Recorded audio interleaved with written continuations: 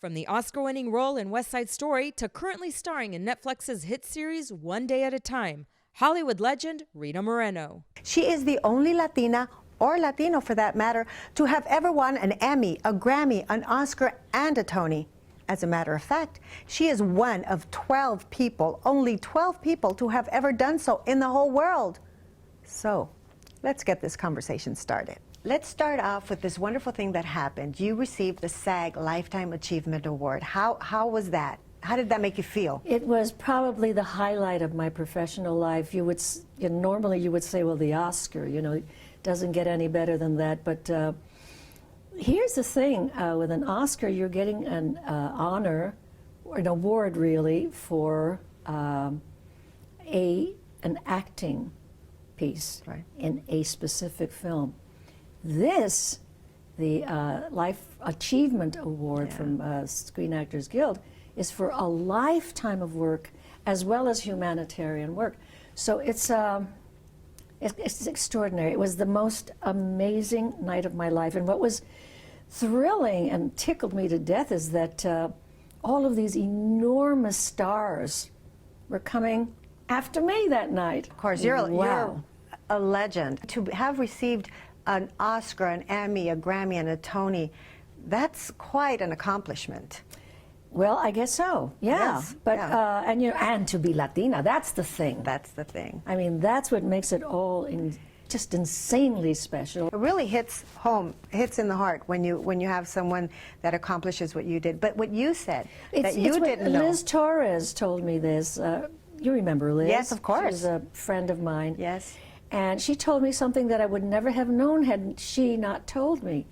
And she told me that the night of the Oscars in the Barrio in New York, it was a hot night, so all the windows were open. And as you know, El Barrio is a very noisy place. We are noisy people, what can I say? That's how we are. That's how I am as well. That's how we are. We're raucous. I love it. And when we cry just as loud as when we laugh. Right. Anyway, when Rock Hudson, who was the actor who was going to announce the name of the winner, came to the podium in my category, she said the whole barrio just suddenly went quiet. Dead silence. And when which is, insane. If someone had been passing by the barrio, they would say, what's wrong? What happened? Something is terribly wrong here. And when he announced my name, she said the place went up in smoke. They're screaming out the windows, she did it, she did it. And this is what's wonderful. Here you are doing a tour on your memoir, Rita Moreno, a memoir, because still some of us don't know all of the details of how hard it was for you to come up when you were coming up as one of the only Latinas that were still around. I think by then, I was Rita, the only Latina for a very long time. And, I had, unlike today, I didn't have a mentor. There were no mentors for young Latina women or boys or young men. There were no role models, none.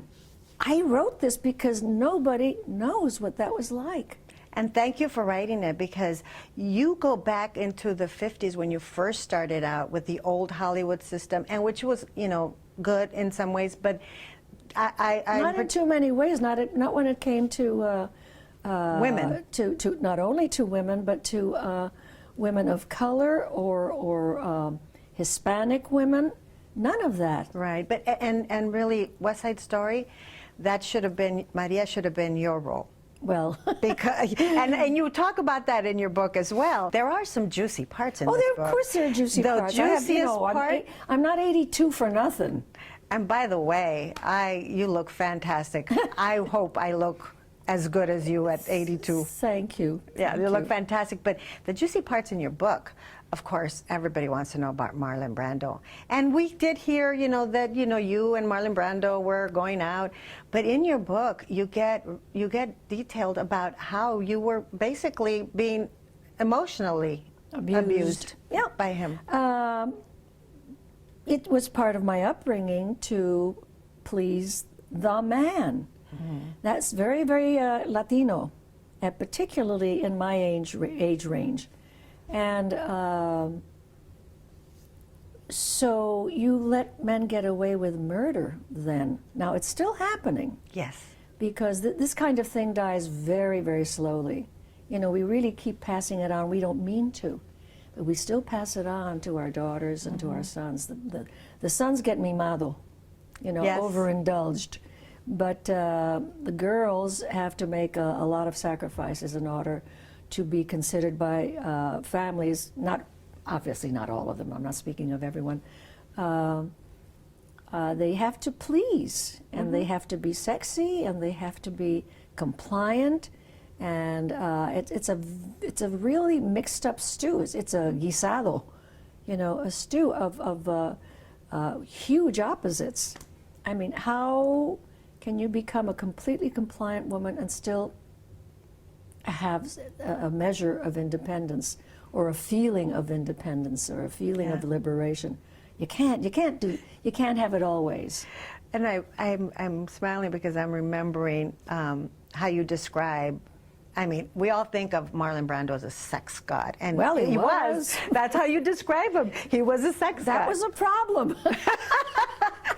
He was a very attractive man. He was, you know, he was more than attractive. He really was the meaning of the word, which is overused to death now. He was charismatic. I mean, that man would come into a room, it's like everybody stopped breathing.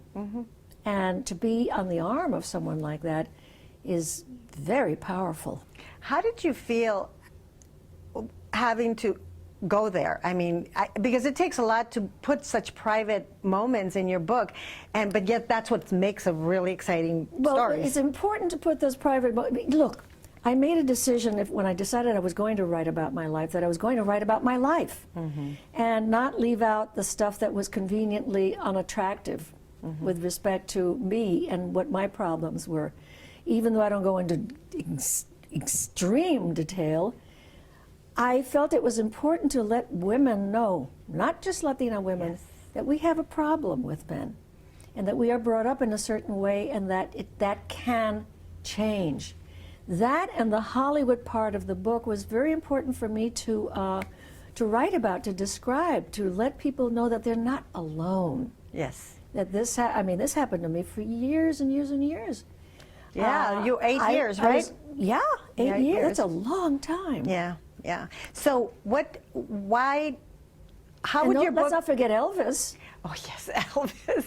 That was funny because nothing really ever happened with Elvis, and here we are, Let me just say very simply, he weren't no hound dog.